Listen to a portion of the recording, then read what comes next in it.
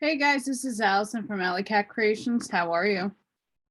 Wishing all the fathers and daddies, fur daddies, yes, pet fathers out there, happy Father's Day.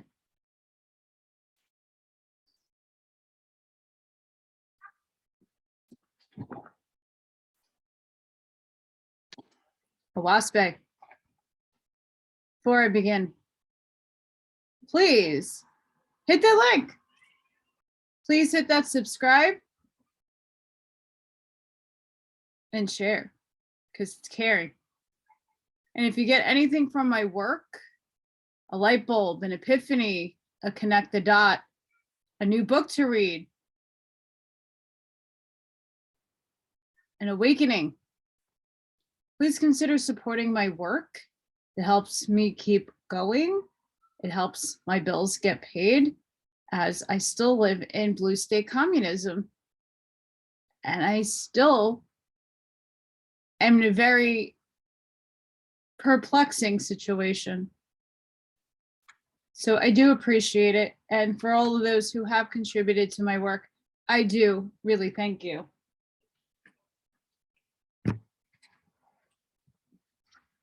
Knowledge is free, but people do have to make a living. So last time I left off on chapter 17 of the Sethantes, the book of Sethantes.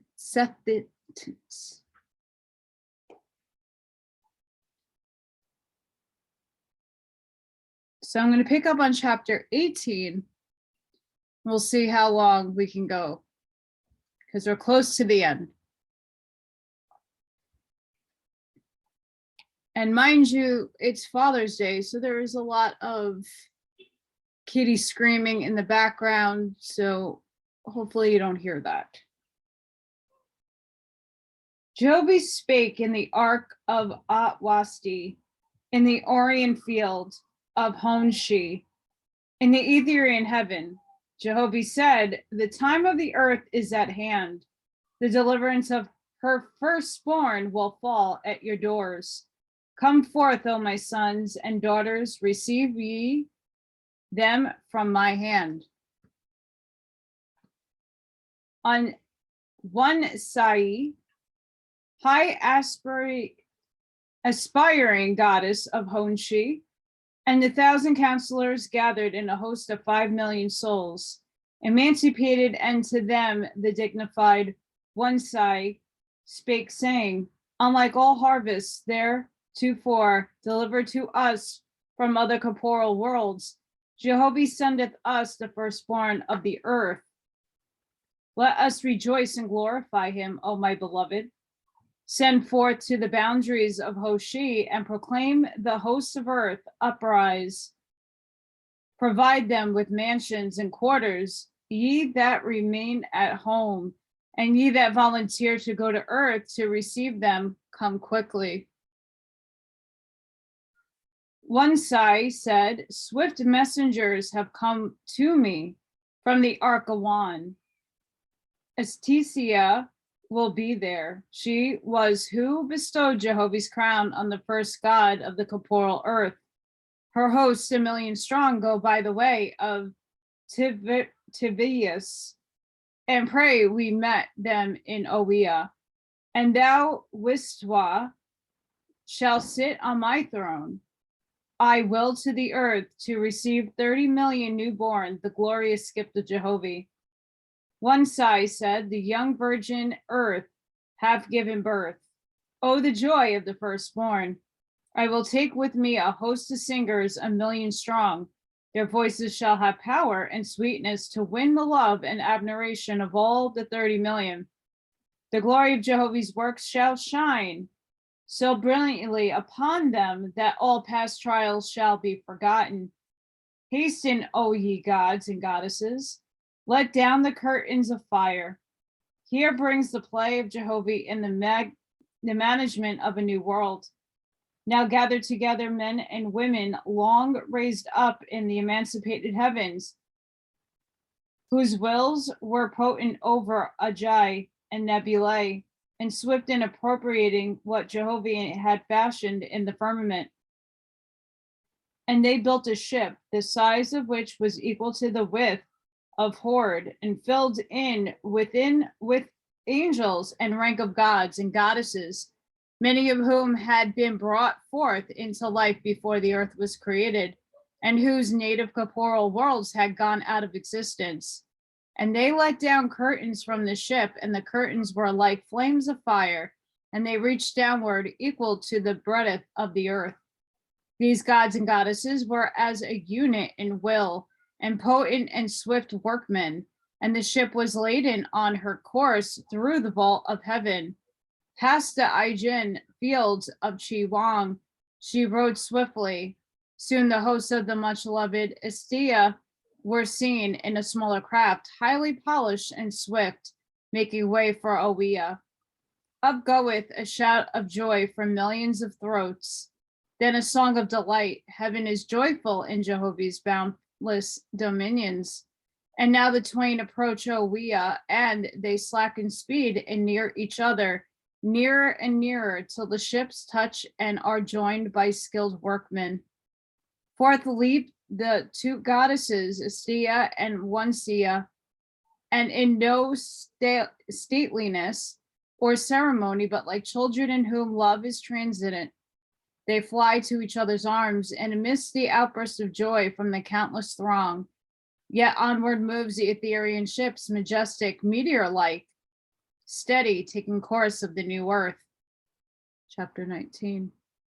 And now the evening of the third day had come, and God and his hosts in Moab were hastening all things to be ready for the great light that was descended from high heaven.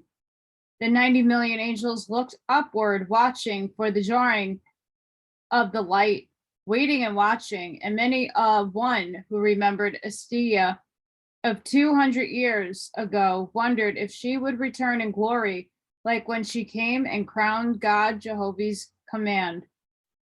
Some were robing themselves in white, and hastening nervously like a bride about to wed. Some were half inclined to sorrow for leaving the earth and lower heaven, where they had toiled so long, and so some were stately, and by their presence said, "They will be done, O Jehovah." God ascended the throne, and Jahai came up and sat on his right hand, and the light of Jehovah shone upon them, so that many newborn, especially of these Assyrian spectators, could not look upon them. God said, 1 Dan hath come and gone, this harvest is but 30 millions. Hajj said, the son of Jehovah hath shaped the destiny of a world. Great is his glory. A light of golden hue gathered above the throne and took the form of a triangle, and there was a graven image at every corner, the which, when read, was IOD. And it was in character of Waga, bestowed by the Lord on the altars in the house of worship on earth, and its value was 33 million, which was the exact number prepared for the emancipated heavens in Ethera, and 33 was the years of generation of mortals. God said, Jehovah is one, the living is one. Inanimate Kapoor is one, and these three are the entirety. To teach mortals this, Ohajah, is to give wisdom to the earth. Take thou this triangle, O thou son of the Most High, and as long as Cephas endureth on the earth, shall it be bequeathed heirloom of heaven, descending from God to God, that occupieth the throne.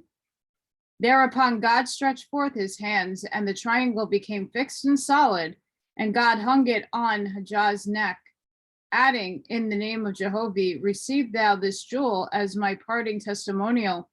Remember that when mortals are raised up to understand the symbol of 3 in 1,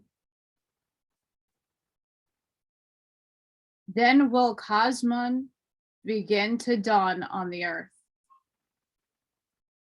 Hajah said, O God, thou symbol of the 3 attributes, love, wisdom, and power, thou didst leave thy stately home, when thou hadst gods and goddesses for companions, and come to the far off earth, which was young and curtained round with poisonous gases to guard the young and imperfect angels of other worlds, in their wanderings forth with thy wisdom, love, and power concealed.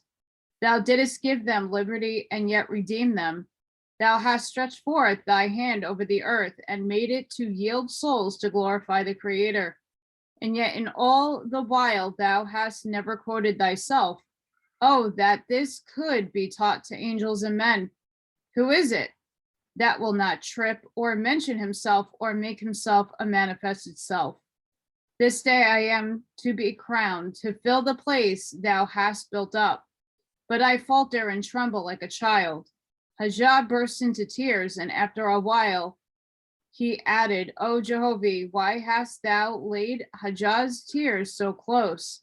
Thou hast created love in my soul, and it hath grown to be a mountain.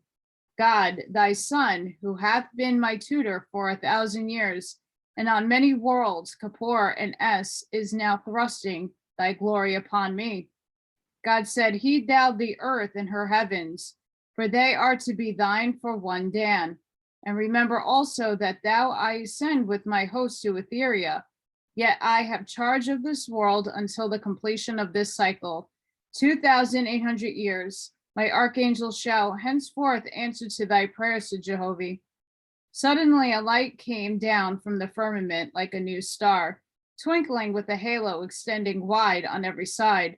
All eyes were turned up, full of expectancy. Hushed and still the 90 million stood. Presently the star assumed a brighter phase and spread its halo outward, with horns descending like a crescent, such as is formed in a sacred worship when a god standeth in the midst. Larger and brighter the light grew, and tumultuous and waving like a sheets of fire. Then shot down from Hord and Moab 3 rays of light, piercing in advance the central orb. And the 3 rays were red, blue, and yellow. But the crescent beyond was white, and it shone abroad over the heavens, so that the corporeal sun and stars in the firmament were visible. At beholding the majesty and grandeur of Jehovah's host descending, millions of Assyrians and clouded souls in the lower heaven broke and fled. Some ran and hid to avoid the threatening light, for such is the magnifying power of the Etherian flame, that all dark thoughts and hidden evil lurking in the soul are magnified and made so plain that even the dumb can read them through. I don't like how that is written. So just putting that out there. I don't like when words of that magnitude, and it might be a, stupid word, but no one's dumb. Millions of the Etherians of God's staff have seen such scenes before and now stood in glee, firmly riveted by the joy within them. To them 100 to 1 clung the newly raised from earth, who had never known any other heaven, since such as travelleth with the earth around about the sun every year. From these there rose millions of whispers, saying, it is like a new death, like a new birth.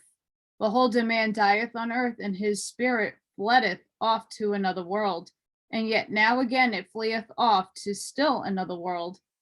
Quickly now came the 3 great rays, foremost projecting, and these were the orders of marshals from the Aegean fields of Oahspe and Hoshi.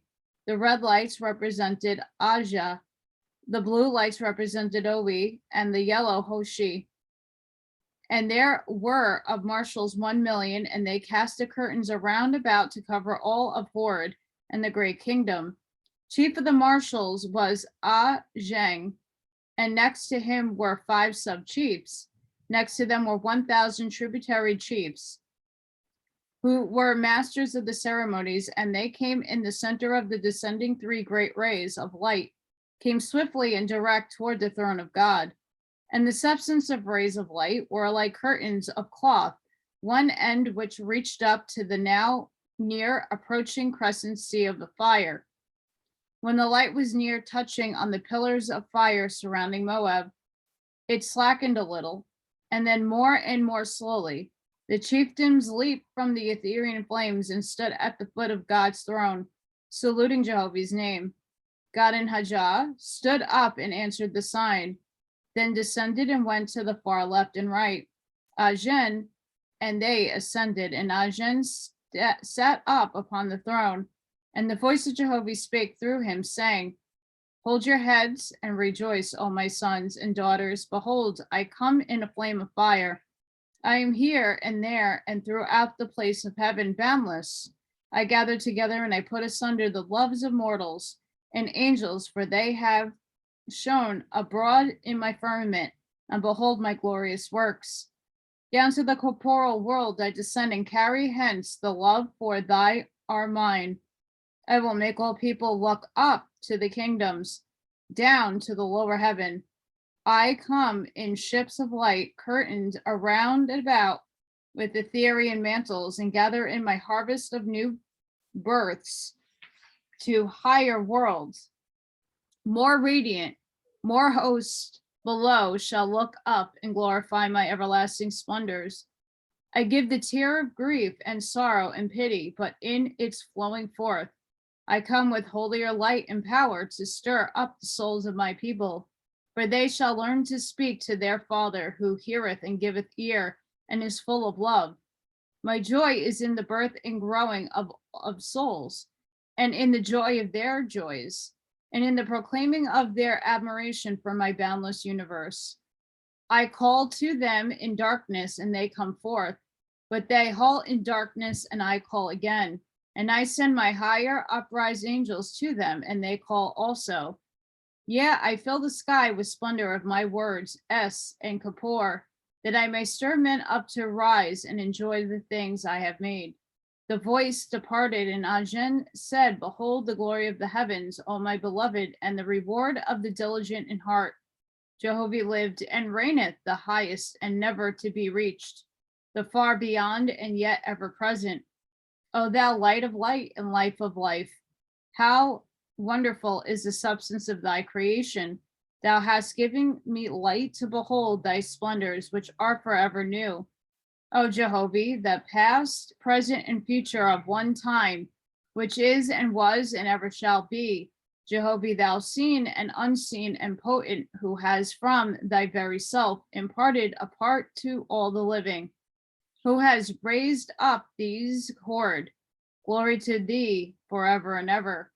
And now by certain signs and signals, Ajen directed the officers of the host to take possession of Moab and Hord, and the marshals extended out around the place, and their presence added new light to the pillar fire. The marshals were decorated with color, radiant, and signs and symbols denoting the places whence they came, and their rank as gods and the experience they had passed through. When Ajang ceased speaking, the music of the chosen band of descending angels broke upon the place, first faintly and far off. The work of the marshals was in keeping with the time of the music, and as the music drew nearer and stronger, so also more and more of the number of marshals descended and filed off to their respective places. Presently, the advance of the horns of the crescent and the cold wave of the falling sea of fire swept over in lower heaven, fearfully and of unquestionable power. By a signal from God, the brides and bridegrooms joined in the music of the archangels, and great was the glory thereof. Betwixt the horns of the crescent was a star of wonderful beauty, and it came toward God's throne, reflecting countless rays of light, brilliantly and awe-inspiring. And as the star drew near, it opened on the advanced side, as shell is open, and there, with arms entwined, sat Astia and Onsia, goddesses. So this is an interesting picture that's in the book.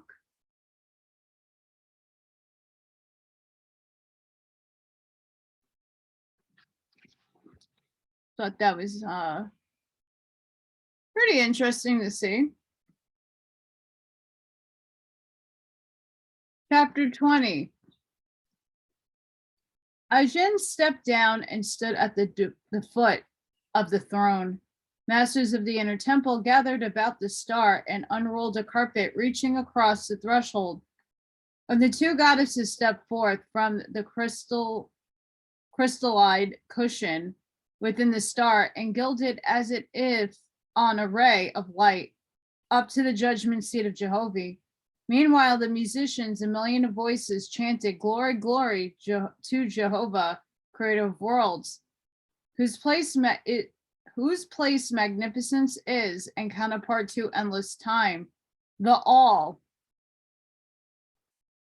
whose great existence surpassed the grandest thoughts of men and gods, whose worlds is splendor are the scrolls on which his hands write with the souls of mortals, his almighty will and boundless love.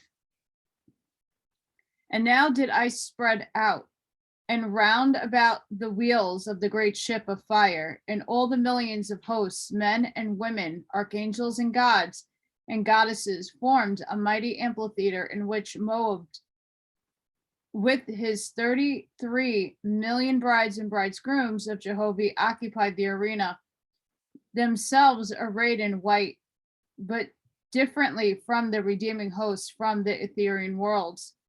In time to the music, without a word of command, moved the hosts, as one person moveth, they in unison moved, and each a shining crystal in the place allotted, and void in nothing, and all so perfect, as if Jehovah had made special work of wonder and inspire men with reverence for the talents he had created withal. In the same time, the hosts were forming in place. So was the time of the music, and when the music ceased, all was still. The throne was in the east, facing the west. The hosts of Moab, who were the brides and bridegrooms of Jehovah, occupied the lower plain, and the Ethereans surrounded them on all sides, rising higher and higher in the distance. God and Jahai made the goddesses at the foot of the throne. God knew one sea hundreds of years before in other worlds, and he remembered Atisia, who had crowned him 200 years ago. So also did Hajah know Atisia and one side.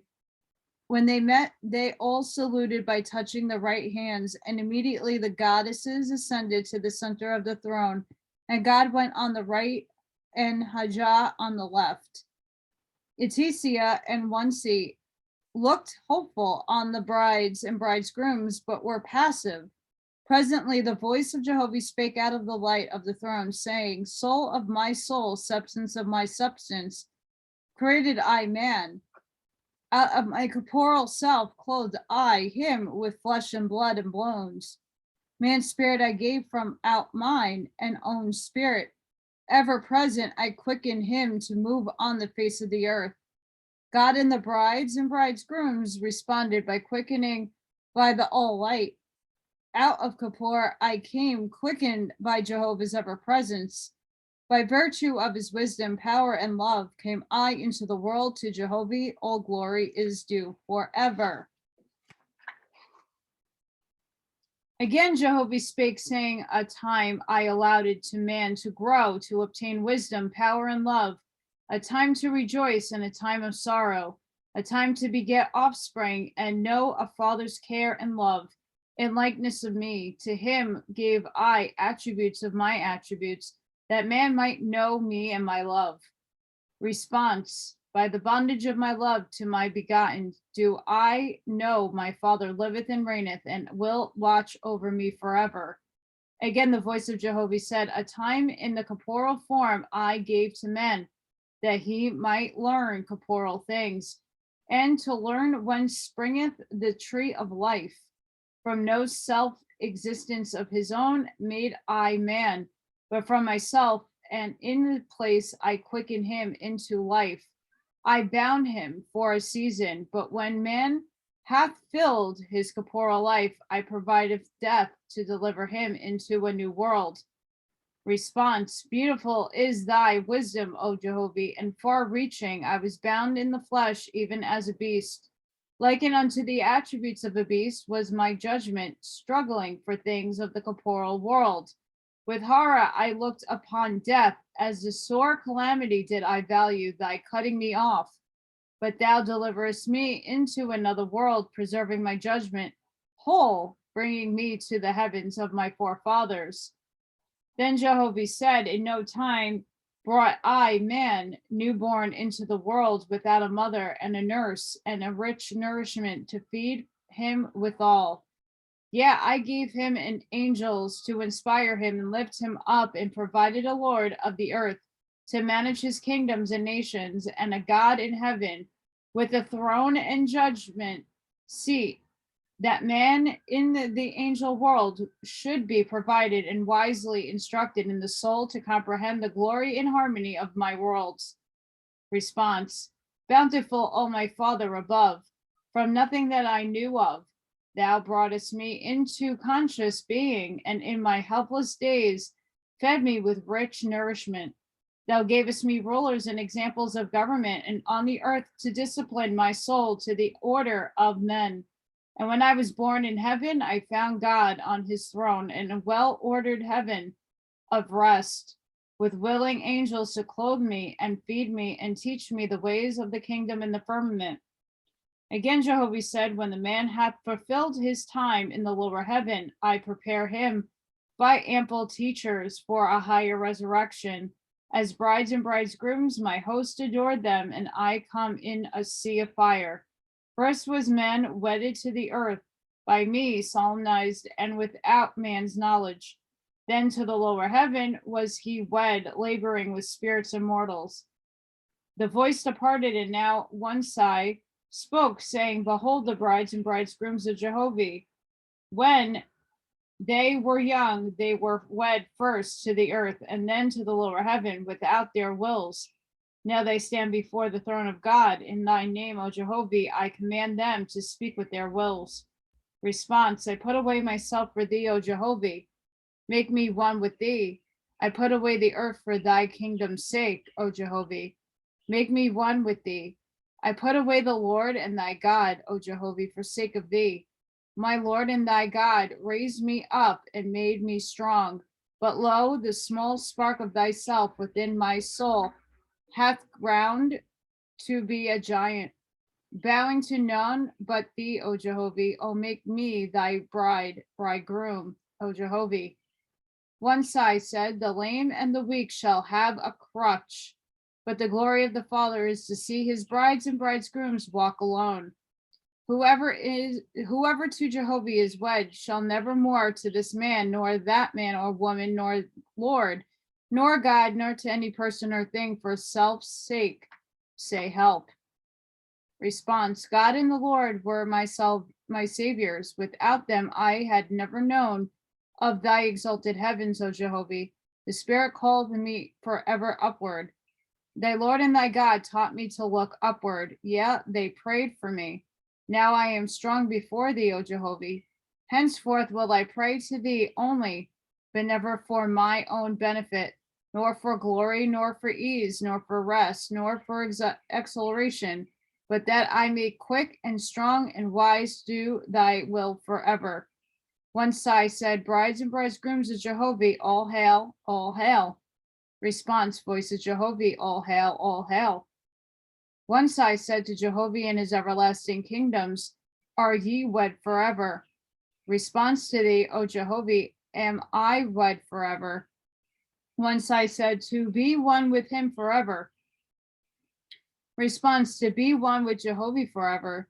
The voice of Jehovah said, they shall judge from my judgment seat. In them shall my wisdom shine, for they are mine forever. Response: to consider thee first in all things, O Jehovah, shall I henceforth forever. The voice said, behold, I have woven a crown for them, adorn them for my sake. Response: I will have no crown, save that which is woven by thee. O Jehovah, for thy sake will I wear the crown forever. The voice said, behold, they that were my sons and daughters have come, and my brides and bridegrooms, they are mine forever. Response: I am Jehovah's forever.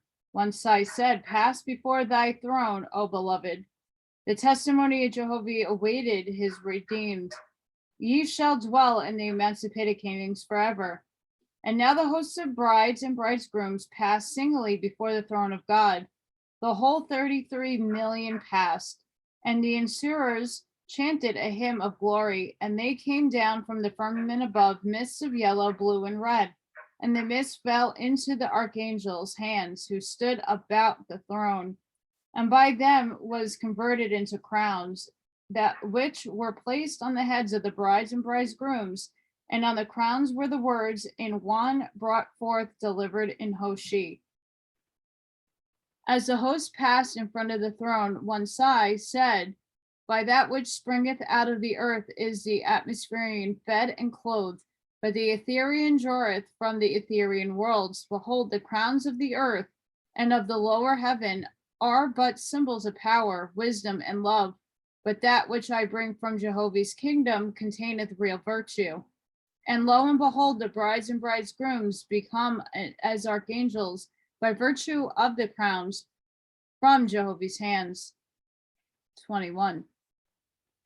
When the ceremonies were ended, one sigh said, soon now in the name of the Father will we raise and go a long journey, and that ye may be apprised and consorted in love, I proclaim the freedom of the hour in Jehovah's name. And the people went and mingled with each other, rejoicing and saluting in Hajjah and God and Estia greeted one another, and the lords came forward and were greeted, and then the marshals and the assuers and all long-serving laborers.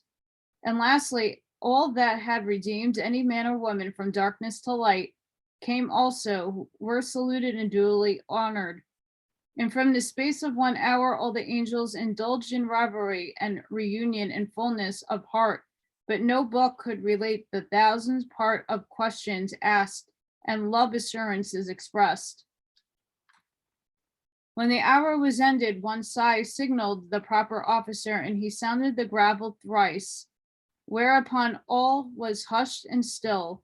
One sigh said, as Jehovah bestoweth a newborn child, so also doth he take the father and the mother away to the S world. As Jehovah said, Etisia, my sister, to establish the lower heaven, so come I by his command to bear hence the harvest to his everlasting kingdom. As a child bewaileth the loss of its father and mother, so will ye that remain bewail the loss of the rich harvest of archangels.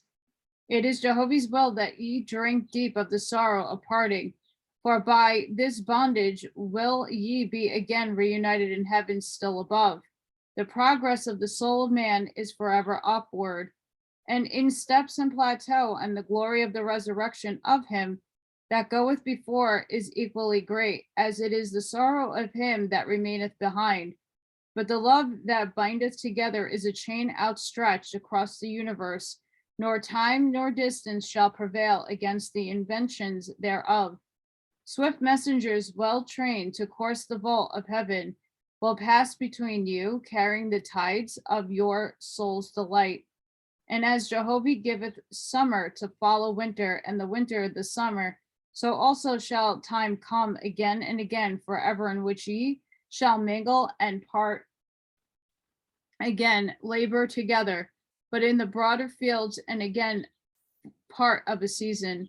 Behold the wisdom of Jehovah in placing far apart the places of the souls of men, for all things abiding near together equalize themselves, even as they in glory in a new birth, so that there is glory in death, as there is sorrow in death, so there is joy in resurrection. The time is now come when these that ye see, you shall not see, for a long season, but ye shall rejoice in this hour of parting, for they rise as brides and bridegrooms to Jehovah. The ensurers sang an anthem of praise, in which all hosts united in great with the glory thereof. And now one sea arose, saying, Jehovah, almighty and everlasting, holy, holy, creator, ruler, and giver forth. Look upon this thy son, Hajah, O Father, in thy name and by virtue of thy power in me vested, do I perpetuate and crown him God in heaven and earth. Hajah, now God said, thy will be done, O Jehovah. Then one side turned to the 5 chief lords of the 5 divisions of the earth and bestowed them in like manner. And one side stretched forth her hand, saying, give me a crown, O Jehovah, for thy son, God of heaven and earth. And they descended Ethereal substance into her hand, and she raised it up, and lo, it became a crown of great beauty. And she put it on God's, Hajah's head. And then in like manner she crowned the lords of the earth. And Etisia and one side came down and sat on the foot of the throne. God, that had been Hajah, came down, and Waga and Jud with him, outstretching forth their hands. And they said, Etisia, one side, and Sethantes, the retiring God, oh, arise, O goddess, arise, O goddess, arise, O goddess, and go thy way. And they rose up and marched forth. The proper officers had already prepared the ship for the Ethereal journey. And soon as Etisia and one side had entered the central star, all the people that were to ascend went into the places assigned to them. God, that had been Hajah, and the lords returned in tears to the throne. And now the plateau of everlasting light began to ascend. Music sprang from every side, glorifying Jehovah and magnificence of his beautiful worlds.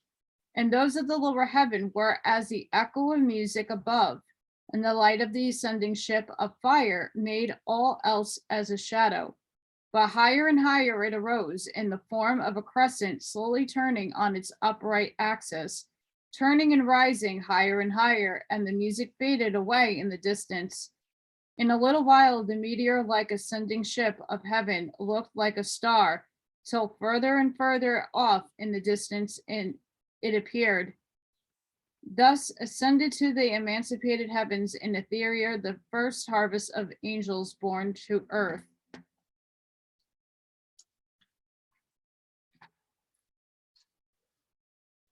God said, arise, O lords of my realm, and go to the kingdoms of earth, which ye received from Jehovah's hand, and may his wisdom, love, and power be with you all.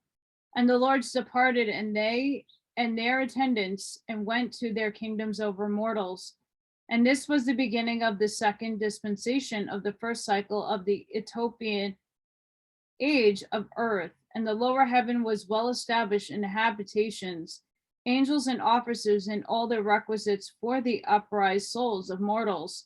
And God dispensed laws and governments after the manner of his predecessor, enlarging all the places according to the increase in the number of spirits rising up from the earth. And the voice of Jehovah was with God, and as the first kingdom and had been called Horde, so was the second called Horde, signifying the place of God. And as it had been with the lords of the earth in their places, so continued it with new lords, and they enlarged their places also, even according to the increase in the number of inhabitants on the earth. And as it had been of old, that messengers went constantly from Horde to the Lord's places, so did they also continue to do. And by this means of all the affairs, the lower heaven were kept in the harmony, lords and gods. And the God ruled in Horde 400 years, and Horde spread over all the lands of the earth. Last chapter.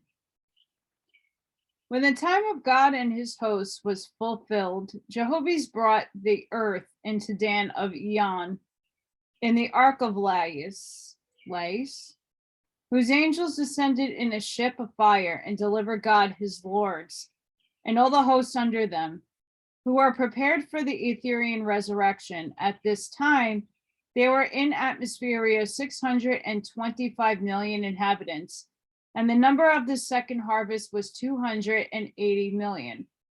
After the manner of the ascent of the first harvest, so was the ascent of the second harvest. And the place of the landing of the second harvest in the firmament of heaven was in Lais and Bin, and the grade of the harvest was 78 being too less than the grade of the first harvest.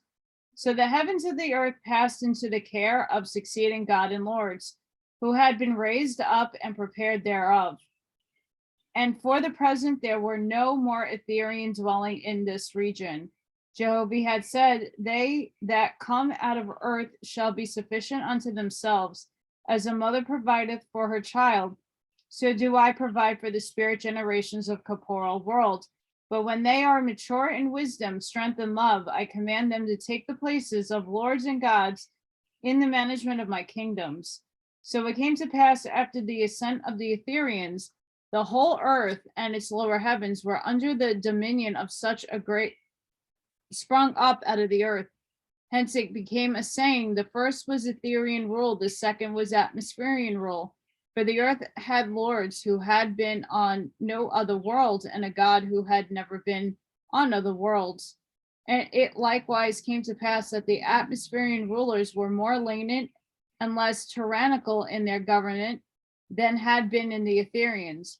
For as the Ethereans had forbidden the Assyrians and the newly dead to return to their mortal kindred, even to the 5th year in a spirit life. So not so with the present lords and gods, for they indulge hundreds of thousands of Assyrians for sympathy's sake to return to their mortal kindred. And these Assyrians became not workers in heaven either, for others for their own resurrection to higher regions, but they became idlers and vagabonds in the lower heaven, off living with their mortal kindred till their mortal kindred died, and then in turn persuading each Assyrians to do even as they did. And God perceived when it was too late that his latency had laid the foundation for disorganizing the kingdom of heaven for the strolling idlers, knowing no other heaven. So the spirit of disbelief in the places of learning and industry in the lower heaven, persuading others that they were toiling in no good purpose. They said, behold, it was told to us on earth there was no Jehovah, but we are in heaven, and yet we find him not. Now do we know of a truth there is no all person. Come then, let us seek ease and rich vagans that rise up out of the earth. A man liveth on earth and dieth, and his spirit floateth around about, and there is no more of him. Why will ye serve thy Lord? Why will ye serve God? Be ye free and live for yourselves instead of others. Thus it came to pass that little by little the lower heaven became to fall from its high estate. The third Dan was 600 years, and God and his lords, having proved and provided successors, ascended with their harvest to Etheria, and the number thereof was 408 million brides and bridegrooms, and their grades were 66. The fourth Dan was 500 years, and the harvest was 600 million brides and bridegrooms, and their grade was 58. The fifth Dan was 300 years, and the harvest was 200 million, and their grade was 50, which was the lowest grade capable of emancipation capable of surviving in Etheria. And now darkness sets in and covered all the earth around. And from this time until the end of the cycle, which was 3,000 years from the birth of man on earth, there were no more resurrections to the emancipated heavens. The kingdom of Horde was broken up and dissolved.